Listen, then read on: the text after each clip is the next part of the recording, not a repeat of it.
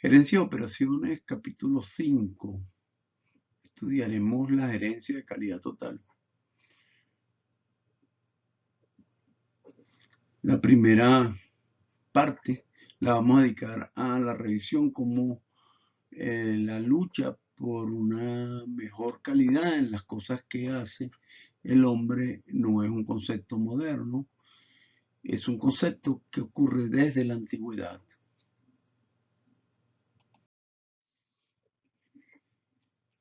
Pues tan temprano como en el año 2150 a.C., aparece en el código de Hammurabi, en la tierra babilónica, una regla, la 229, que está referida a que aquellos que construyan vivienda deben cuidar porque sea de buena calidad.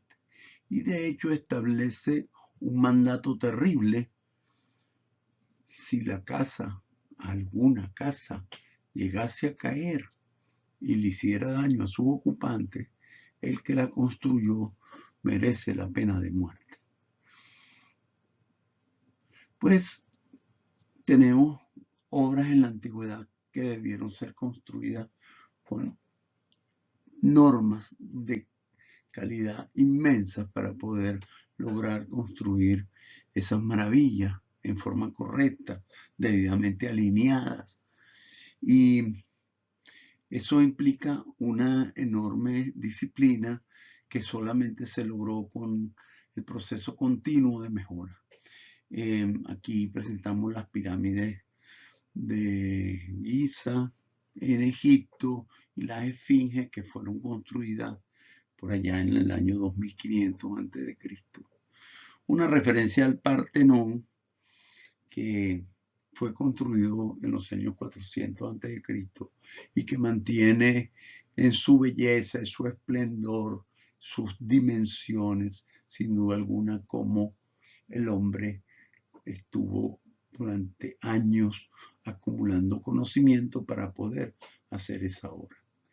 Y me he referido también al tema de los antiguos habitantes de la América y concretamente al esfuerzo de los incas, que por supuesto mucho después, pero en el año 1450, teniendo una cultura aislada de lo que ocurría en Europa y en Asia, habían tenido la capacidad de construir la ciudadela de Machu Picchu en los Andes peruanos, y aquí hay una muestra de la perfección, cómo las piedras se unían a través de una geometría tremendamente precisa, porque no hacían uso de ningún tipo de mortero.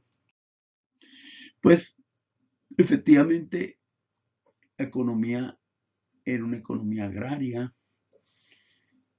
La industria aparece muchísimo más tarde y alguno podría pensar que en el mundo de la agricultura no hubo avances tecnológicos que citar y que efectivamente nosotros en el mundo agrícola durante siglos los hombres vinieron repitiendo lo mismo un año tras otro y que al final era una cultura agraria de muy bajo nivel tecnológico y sin ningún proceso de mejora.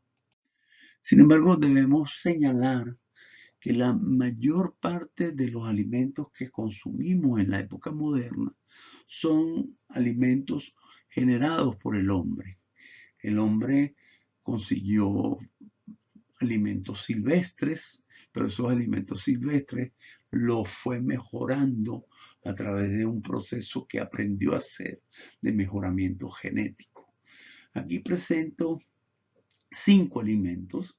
El arroz, que es el cereal más consumido en el mundo, es el producto final del cruce y la selección de especies de arroz silvestre que tenía muy poca capacidad alimenticia y dificultades para ser criado o cosechado.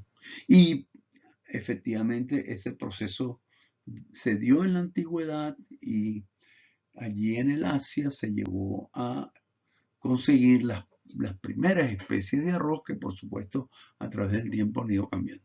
El maíz es un enorme eh, alimento, es después del arroz de los más importantes, es utilizado intensamente para la alimentación animal también, pero en toda América es un cereal muy utilizado.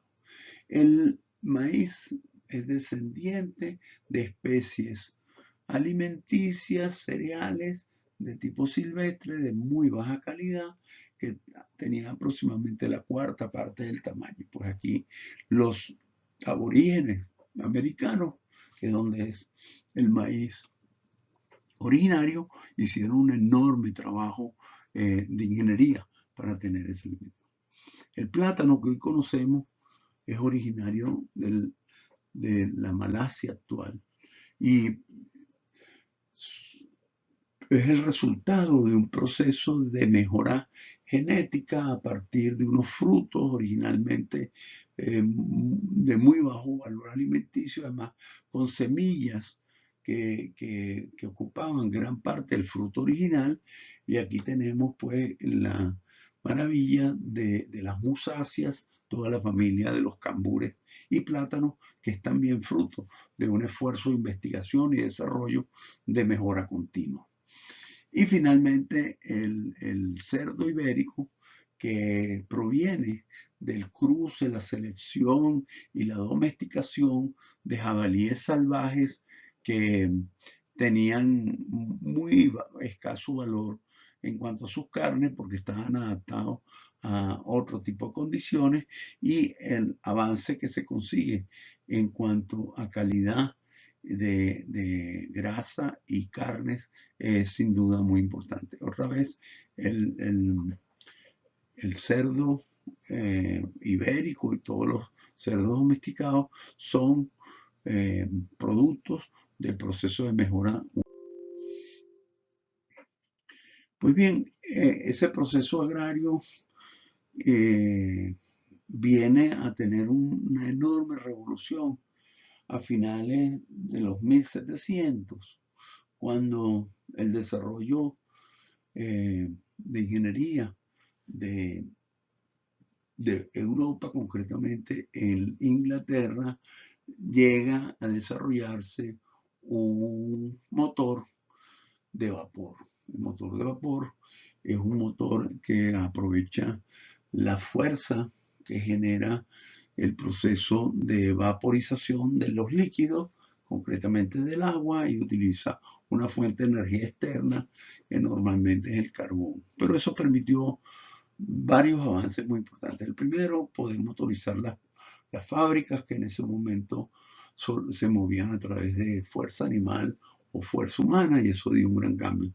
Pero significativamente más importante fue la posibilidad de tener transporte que no fuera motorizado por los animales, y la aparición, por lo tanto, del ferrocarril y de las embarcaciones a vapor que no dependían ya más de las velas y del viento, permitieron un avance gigantesco en la capacidad de comerciar bienes y de intercambiar este, insumos a lo largo de todo el mundo realmente.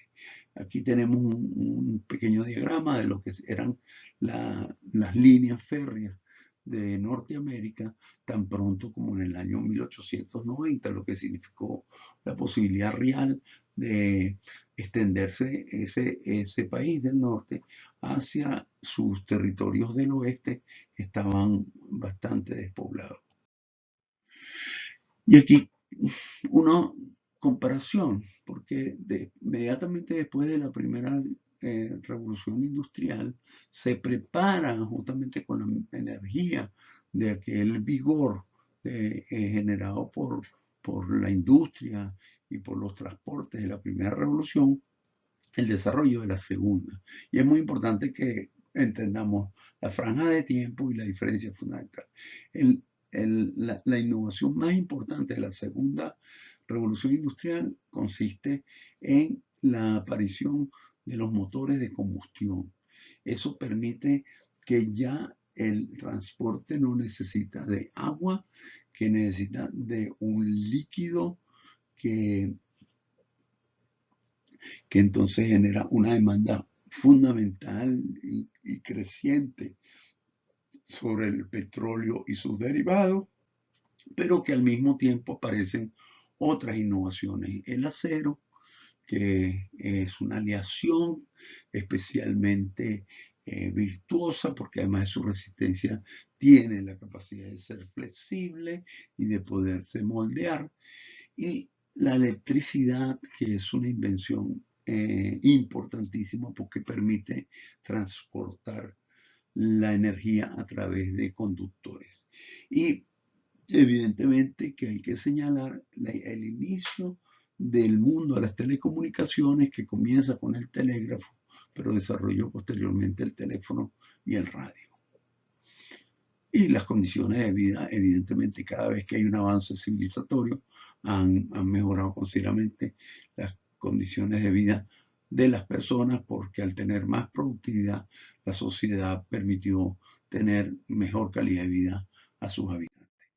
Pues aquí está una señal de lo que fue la segunda revolución industrial, y el símbolo más conocido es el ensamblaje en línea, eh, hecho por Ford, que permite reducir los tiempos de ensamblaje y los costos. Es la primera vez que se introduce el concepto que hacer las cosas bien no es más costoso, que es mucho menos costoso.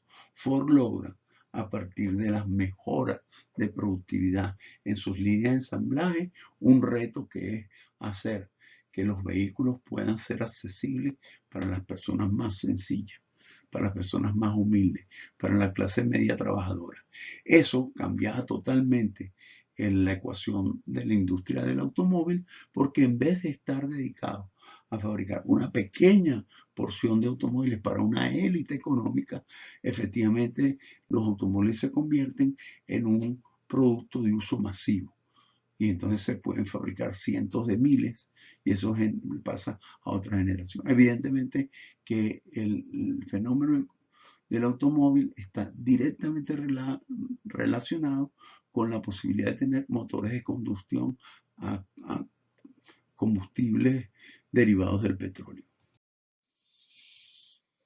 El señor Ford, que fue un precursor de los procesos industriales eficientes, decía que la calidad significa hacer las cosas bien, inclusive cuando nadie te está mirando.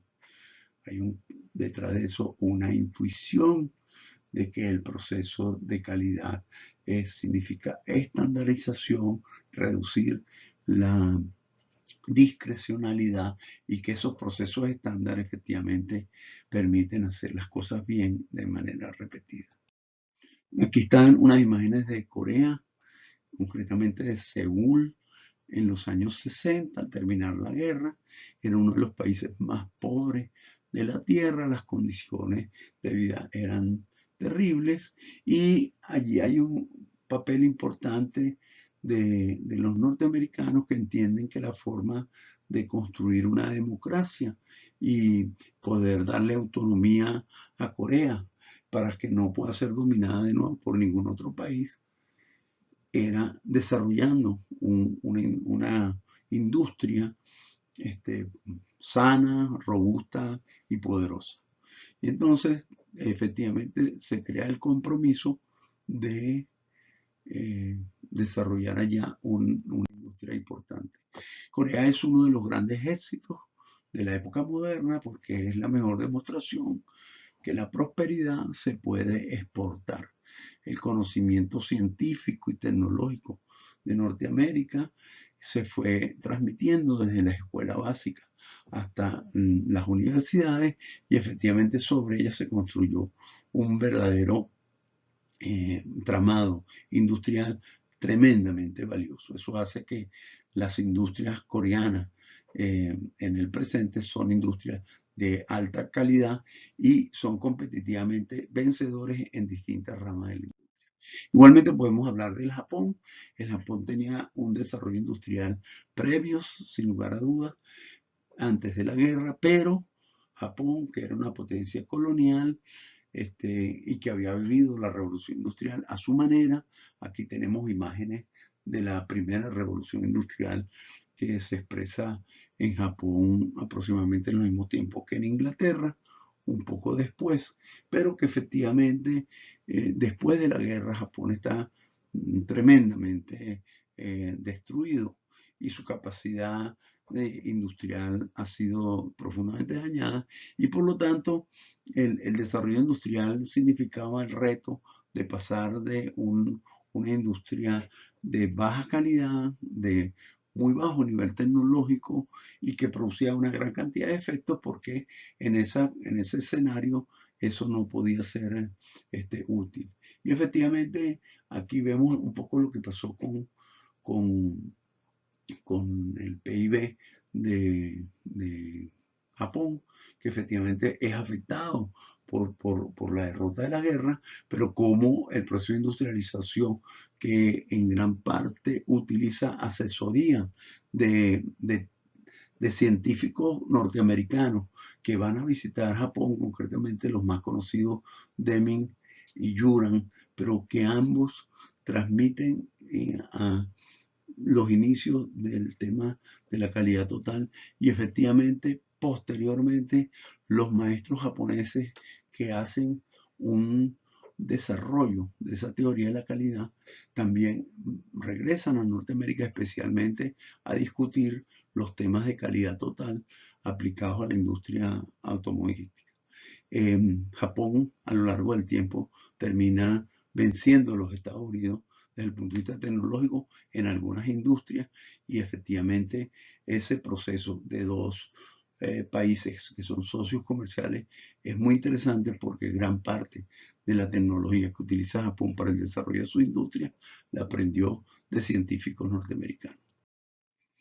Y por eso, dentro de la literatura de la gerencia de calidad total aparece con mucha frecuencia expresiones de origen japonés. Aquí está una que utilizamos permanentemente, que, que es la innovación constante, la mejora permanente, que es Kaizen, que significa en japonés cambio bueno.